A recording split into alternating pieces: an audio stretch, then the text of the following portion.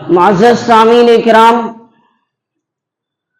اللہ تبارک و تعالیٰ نے دنیا کے اندر انسانوں کے حالات کو الگ الگ طرز پہ رکھا ہے۔ کوئی انسان مالدار ہے، کوئی انسان غریب ہے، کوئی کالا ہے، کوئی گورا ہے، کسی کی زبان عربی ہے، کسی کی زبان عجمی ہے، کسی کی زبان ہندی ہے، کسی کی زبان انگریزی ہے۔ تو انسانوں کے حالات اللہ تبارک و تعالیٰ نے مختلف رکھے ہیں، اور دنیا کے اندر ہر انسان کامیابی کو چاہتا ہے، ہر انسان کامیاب ہونا چاہتا ہے۔ ایک تاجر، تجارت کرنے والا شخص چاہتا ہے کہ میں بزنس میں کامیاب ہو جاؤں اور اچھے پوزیشن پہ آ جاؤں۔ اسی طریقے سے پڑھنے والا، ایجوکیشن حاصل کرنے والا، وہ محنت کرتا ہے، رات دن محنت میں لگا رہتا ہے اور وہ ایک اچھا پوزیشن حاصل کرنا چاہتا ہے، سوسائٹی میں سکسیسفل مین بننا چاہتا ہے۔ تو ہر انسان دنیا میں کامیاب ہونا چاہتا ہے۔ سید المرسلین رحمت للعالمین جناب آقا محمد رسول اللہ صلی اللہ علیہ وسلم نے انسان کی کامیابی کا راز بتایا کہ کون سا انسان کامیاب ہے اور وہ کس وقت کامیاب ہو سکتا ہے۔ حضرت ابو ہریرہ رضی اللہ تعالی عنہ بیان فرماتے ہیں کہ اللہ کے نبی صلی اللہ علیہ وسلم نے ارشاد فرمایا کہ انسان کو نجات دلانے والی 3 چیزیں ہیں، انسان کو کامیاب کرنے والی 3 چیز۔ نمبر 1 تقوی، ظاہر اور باطن میں اللہ کا تقوی اختیار کرنا، اور نمبر 2 پر حق بات کہنا، رضامندی میں بھی اور ناراضگی میں بھی، دونوں حالت میں حق بات کہنا، اور تیسرا میانہ روی اختیار کرنا۔ سب سے پہلے نمبر پر جو فرمایا تقوی اختیار کرنا، ظاہر اور باطن دونوں حالت میں تقوی اختیار کرنا۔ یہ تقوی کا معنی کیا ہے؟ تقوی کہتے ہیں اللہ تبارک و تعالیٰ سے ڈرنا۔ تقوی کا جو لفظی معنی ہے وہ اللہ تبارک و تعالیٰ سے ڈرنا، اور دوسرا ایک معنی ہے بچنا۔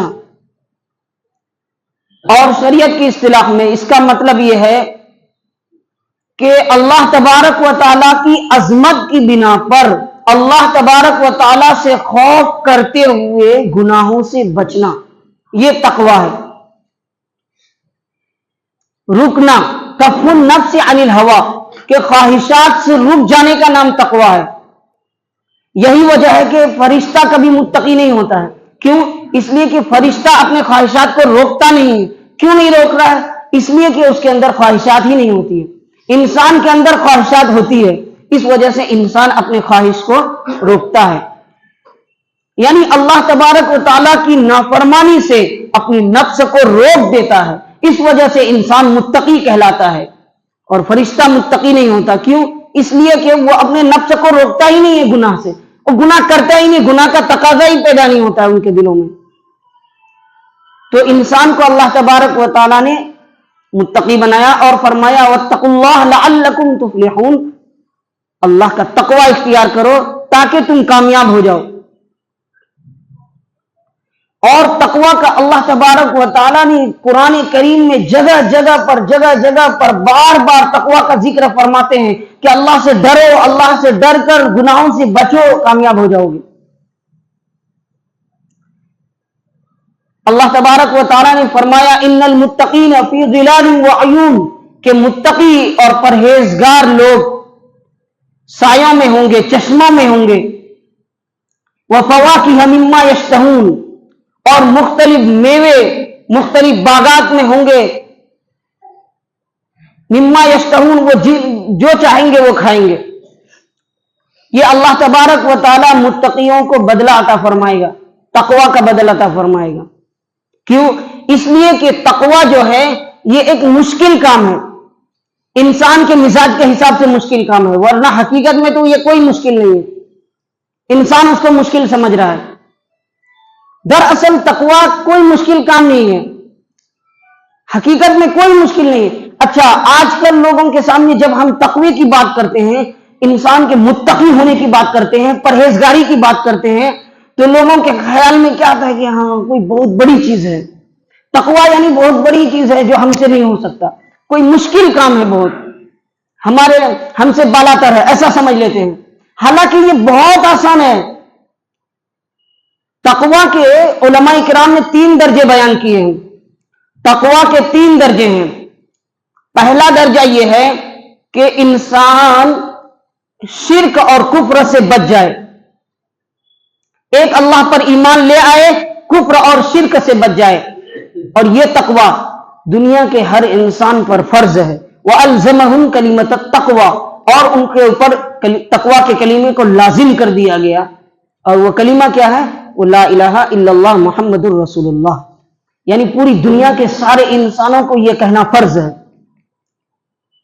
اور جو نہیں کہے گا تو پھر اس کے لیے اللہ تبارک و تعالیٰ نے تجویز کر رکھی ہے آخرت میں۔ اور تقویٰ کا دوسرا درجہ ہے کہ انسان کفر اور شرک کے بچنے کے ساتھ ساتھ، کفر اور شرک سے بچنے کے ساتھ ساتھ وہ کبائر گناہوں سے بھی بچے، کبیرہ گناہوں سے بھی بچے۔ یہ تقویٰ کا دوسرا درجہ ہے، اور یہ واجب ہے۔ یہ تقویٰ کا یہ دوسرا درجہ واجب ہے۔ اور تقویٰ کا تیسرا درجہ یہ ہے کہ انسان ایمان لانے کے ساتھ ساتھ، کفر اور شرک سے بچنے کے ساتھ ساتھ، اور کبائر گناہ، بڑے بڑے گناہوں سے بچنے کے ساتھ ساتھ وہ ان چیزوں کو بھی چھوڑ دے کہ جن میں شبہ ہو، کہ جن میں گناہ ہونے کا شبہ، یعنی شک پیدا ہو جائے جس چیز میں، یعنی پتہ نہ چلے کہ یہ جائز ہے کہ ناجائز ہے، ایسا کچھ شک پیدا ہو جائے، اور شک پیدا ہو گیا اس کو چھوڑ دیا، تو یہ تقویٰ کا تیسرا درجہ ہے۔ تو تقویٰ کا جو پہلا درجہ ہم نے بیان کیا کہ کفر اور شرک سے بچ جائے، کفر اور شرک کو چھوڑ دے، تقریباً یہ تقویٰ کا درجہ سارے مسلمان کو حاصل ہے۔ لیکن افسوس کی بات ہے کہ تقوی کے پہلے درجے میں بھی آج مسلمان فیل ہے۔ پہلے درجے میں کفر اور شرک سے بچ نہیں پا رہے ہیں۔ ایمان میں شرک کی ملاوٹ آ گئی ہے، شرک کی ملاوٹ ہے ایمان میں، کیونکہ شرک کو سمجھا ہی نہیں نا ہم نے۔ شرک کہتے کسے ہیں؟ شرک کہتے ہیں کہ اللہ تبارک و تعالیٰ کی ذات اور اللہ کے صفات اور اللہ کی عبادت میں کسی غیر اللہ کو شریک کرنا، اللہ کی ذات میں دوسرے کو شریک کرنا، یعنی دوسرا خدا بنا لینا۔ تو اللہ کی ذات میں تو ہم کسی کو شریک نہیں کرتے ہیں، لیکن اللہ کی صفات میں ہم نے غیر اللہ کو آج شریک کر دیا ہے۔ بہت سارے مسلمان غیر اللہ کو اللہ کی صفات میں شریک کر دیا۔ انسان کو پیدا کرنے والا کون ہے؟ اللہ ہے۔ انسان کو روزی دینے والا کون ہے؟ اللہ ہے۔ لیکن آج روزی کس سے مانگی جا رہی ہے؟ غیر اللہ سے، قبروں کے پاس جا کر ولیوں سے، بزرگوں سے روزی مانگی جا رہی ہے کہ ہماری بگڑی بنا دے، امتحان میں کامیاب کر دے، مجھے بیمار ہوں ٹھیک کر دے۔ وہ ٹھیک کرے گا؟ پوری کائنات کو پیدا اللہ نے کیا، انسان کو پیدا کھلا رہا ہے اللہ، کھلا رہا ہے، سمندر میں مخلوق کو اللہ کھلا رہا ہے، فرشتوں کا نظام اللہ چلا رہا ہے، جنات کا نظام اللہ چلا رہا ہے، اور بیماری سے اچھا وہ کر دے گا؟ یہ کیسے ناانصافی کی بات ہے نا۔ تو تقویٰ کا پہلا درجہ کیا بتایا؟ کفر اور شرک سے بچنا۔ تو شرک نہیں ہونا چاہیے، اللہ کے علاوہ کسی دوسرے کو نہیں پکارنا چاہیے، اللہ کے علاوہ کسی دوسرے کو عبادت کا لائق نہیں سمجھنا چاہیے، اللہ کے علاوہ کسی دوسرے کو سجدہ نہیں کرنا چاہیے۔ تو شرک کے وہ سارے کام آج ہمارے سماج میں، ہماری سوسائٹی میں چل رہے ہیں، جس کو ہم نے شرک سمجھا ہی نہیں۔ یہ شرک کیا چیز ہے آپ کو پتا ہے؟ اتنا بڑا گناہ ہے، اتنا بڑا گناہ ہے کہ اللہ تبارک و تعالیٰ سارے گناہ کو معاف کر دیں گے، لیکن شرک کو معاف نہیں کریں گے۔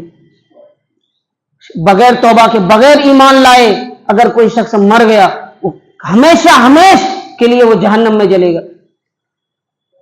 حضرت لقمان حکیم نے اپنے بیٹے کو نصیحت کیا کہ بیٹے شرک نہیں کرنا، ان الشرک لظلم عظیم، کہ شرک بہت بڑا ظلم ہے۔ اس زمین کے اوپر شرک سے بڑا جرم کوئی ہے ہی نہیں، کوئی گناہ نہیں ہے۔ قتل کرنا بھی شرک سے بڑا جرم نہیں ہے، زنا کرنا شرک سے بڑا جرم نہیں ہے، شراب پینا شرک سے بڑا جرم نہیں ہے، نماز چھوڑنا شرک سے بڑا جرم نہیں ہے۔ کوئی بھی غلط کام، چاہے کتنا بھی غلط کام ہو، وہ شرک سے بڑا جرم نہیں ہو سکتا۔ اس دھرتی پر، اس زمین پر شرک ہی سب سے بڑا ظلم ہے۔ کیوں؟ اس لیے کہ اس کے خالق نے اس کو کیوں پیدا کیا؟ عبادت کرنے کے لیے۔ اس کے خالق نے عبادت کرنے کے لیے پیدا کیا، اور اس نے اپنا خالق ہی بدل لیا۔ کوئی شخص اپنا ماں باپ اگر بدل لے تو کیا ماں باپ برداشت کر سکتا ہے؟ کوئی لڑکا یوں کہے کہ آج سے میرا یہ ماں باپ ہے، یہ جو میرا ماں باپ ہے میں اس کو نہیں مانتا، یہ میرا ماں باپ ہے، تو کیا وہ جو حقیقت میں جو اس کا ماں باپ ہے اس کو غیرت نہیں آئے گی؟ اگر وہ بے غیرت ہوگا تو پھر بولے گا ہاں ٹھیک ہے بنا لو، کوئی چلتا ہے۔ لیکن اگر صحیح معنی میں غیرت مند ہے تو وہ کبھی اس بات کو برداشت نہیں کرے گا۔ تو ایک خالق، ایک مالک ہے جو کبھی اس بات کو برداشت نہیں کر سکتا کہ میرے علاوہ بندہ دوسرے کو خدا مان لے، میرے علاوہ کسی دوسرے کو حاجت رواں سمجھ لے، مشکل کشا سمجھ لے، وہ کبھی یہ بات برداشت نہیں کر سکتا۔ خیر، تو شرک سے بچنا ہے، کبھی بھی شرک کے قریب بھی نہیں بھٹکنا۔ جب شرک اتنا بڑا جرم ہے، اتنی بڑی غلطی ہے، اتنا بڑا گناہ ہے، تو اس میں احتیاط کتنی ہونی چاہیے؟ تو اس میں احتیاط بھی تو ہونا چاہیے نا۔ اگرچہ بعض چیزوں کو، شرک کی بعض صورتوں کو آپ جائز سمجھ رہے ہیں، اگرچہ آپ سمجھ رہے ہیں، چلو مان لیتے ہیں تمہاری دلیل بھی صحیح ہے، تم سمجھ رہے ہو، ٹھیک ہے، لیکن شرک جب اتنا بڑا جرم ہے، اتنا بڑا گناہ ہے، تو پھر اس میں احتیاط کس درجے کی ہونی چاہیے؟ اس میں احتیاط بھی اسی درجے کی ہونی چاہیے کہ شرک کے قریب بھی نہ بھٹکے۔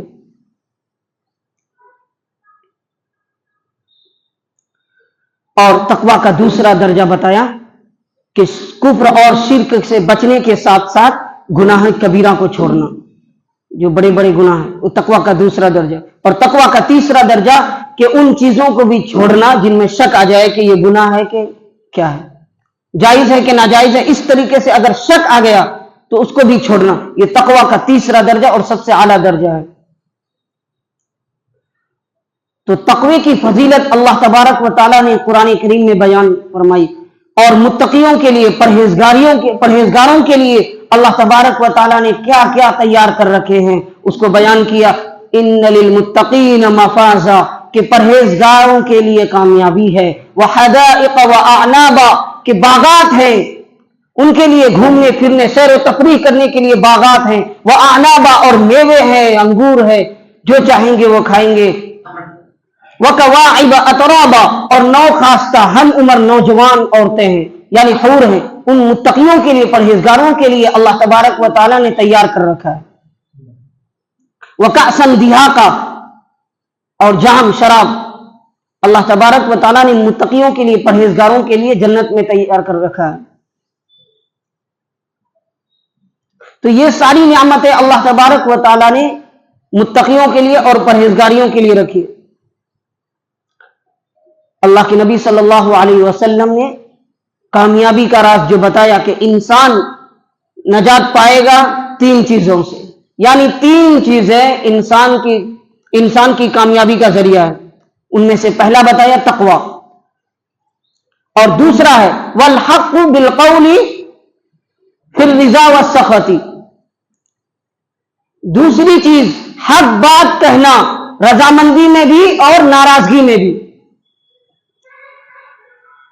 آپ حق بات بولیں گے، جو بات حق ہے وہ بولیں گے، چاہے آپ سے سامنے والا ناراض ہو یا راضی ہو، چاہے آپ کو سماج کے لوگوں کا مقابلہ کرنا پڑے، چاہے آپ کی فیملی ناراض ہو یا راضی رہے، آپ کو حق بات کہنا ہے۔ یہ اللہ کے رسول صلی اللہ علیہ وسلم نے دوسری چیز بتائی جو نجات دلانے والی چیز ہے، والقول بالحق فی الرضا والسخط،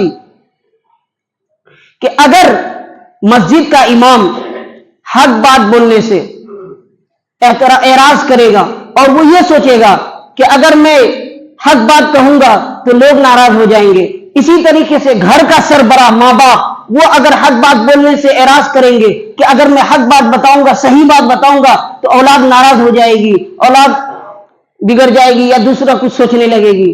اسی طریقے سے بادشاہ یہ سوچے گا کہ اگر میں حق بات کروں گا تو پبلک میرے فیور میں نہیں آئے گی اور مجھے ووٹنگ میں نہیں لائے، یعنی ووٹ نہیں دے گی اور مجھے نہیں چاہے گی. یہ سوچ کر اگر ہر طبقے کے لوگ حق بات کو بولنا چھوڑ دیں گے تو پھر کیا ہوگا کہ دین اسلام کا بیڑا غرق ہو جائے گا. اس وجہ سے فرمایا کہ ناراضگی میں بھی اور رضامندی میں بھی، چاہے لوگ آپ سے ناراض رہے یا راضی رہے، دونوں صورتوں میں حق بات کہنا. امام شافعی علیہ الرحمہ فرماتے ہیں کہ دو چیزیں ایسی ہیں کہ جو بہت سخت ہے. دو چیزیں بہت سخت ہیں. ایک تنہائی میں تقوی اختیار کرنا. تنہائی میں تقوی اختیار کرنا بہت سخت ہے، کیونکہ ظاہری حالات میں جب آدمی لوگوں کے سامنے ہوتا ہے، جلوت میں ہوتا ہے، تو تقوی اختیار کرنا آسان ہوتا ہے. وہ لوگوں کے دکھانے کے لیے تقوی اختیار کر سکتا ہے. لیکن تنہائی میں جہاں لوگ دیکھنے والے نہیں ہیں، کوئی اسے دیکھنے والا نہیں ہے اللہ کے سوا، تو ایسی جگہوں پر گناہوں سے بچنا، ایسی جگہوں پر تقوی اختیار کرنا، یہ بڑی ہمت کا کام ہے. اور دوسری چیز بتائی کہ جو زیادہ سخت ہے وہ یہ ہے کہ ایسے لوگوں کے سامنے حق بات کہنا کہ جن سے کوئی امید وابستہ ہو، جن سے کوئی امید وابستہ ہو، یعنی ان سے آپ کو مدد کی ضرورت پڑے گی، آپ ان سے مدد لیتے ہو، ان سے ہیلپ لیتے ہو، ان کا محتاج رہتے ہو، تو ایسے لوگوں کے سامنے اگر آپ حق بات بولیں گے تو یہ مجاہدہ کا کام ہے. یا ایسے لوگوں کے سامنے جس سے آپ ڈر رہے ہو، جن لوگوں سے آپ کو ڈر ہے، تو ایسے لوگوں کے سامنے حق بات کہنا یہ بہت بڑا سخت معاملہ ہے. حضرت امام احمد بن حنبل رحمۃ اللہ علیہ بہت بڑے امام تھے. جب شہر بغداد میں معتزلہ کا فتنہ برپا ہوا اور خلق قرآن کا فتنہ کھڑا ہوا کہ ایک جماعت نے قرآن کو مخلوق کہنا شروع کر دیا کہ قرآن مخلوق ہے، نعوذ باللہ، اللہ کی مخلوق ہے، یہ کہنا شروع کر دیا.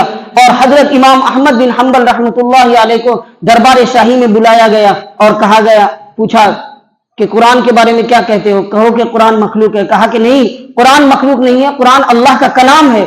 قرآن مخلوق کیسے ہو سکتا ہے؟ اس کہنے کے اوپر، اس بات کے اوپر، اس حق بات کے کہنے کی بنیاد پر ان کی آزمائشیں شروع ہو گئی، ان کے اوپر طرح طرح کی مصیبتیں آئی. اور دیکھنے والے فرماتے ہیں کہ ان کو باندھ کر ایسا کوڑا مارا گیا، ایسا مارا گیا کہ اگر ہاتھی کو بھی مارا جاتا تو وہ بھی بلبلا اٹھتا. لیکن ان اپنی بات سے نہیں مکرے، اپنی بات سے نہیں ہٹے، حق بات کہنے سے پیچھے نہیں ہٹے. تو حق بات کہنا یہ انسان کی ذمہ داری ہے.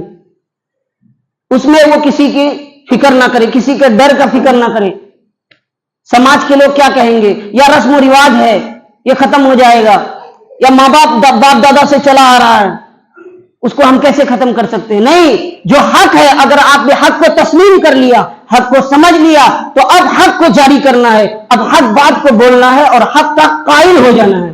قائل ہو جانا ہے، مائل ہو جانا ہے اور قائل ہو جانا ہے.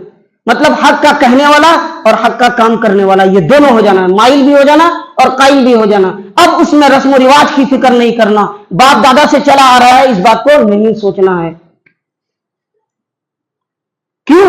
اس لیے کہ ہم نے باپ دادا کا کلمہ نہیں پڑھا ہے نا، ہم نے حضرت محمد صلی اللہ علیہ وسلم کا لایا ہوا کلمہ پڑھا ہے.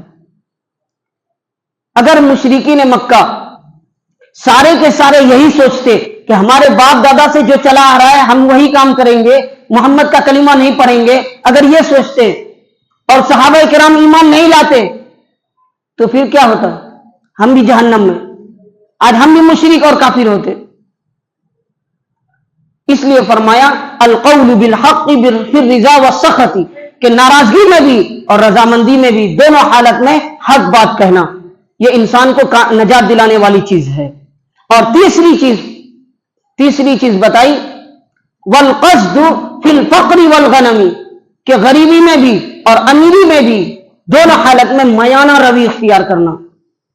میانہ روی یعنی اعتدال کی راہ اختیار کرنا، اعتدال کا راستہ اختیار کرنا، یعنی افراط و تفریط سے پاک.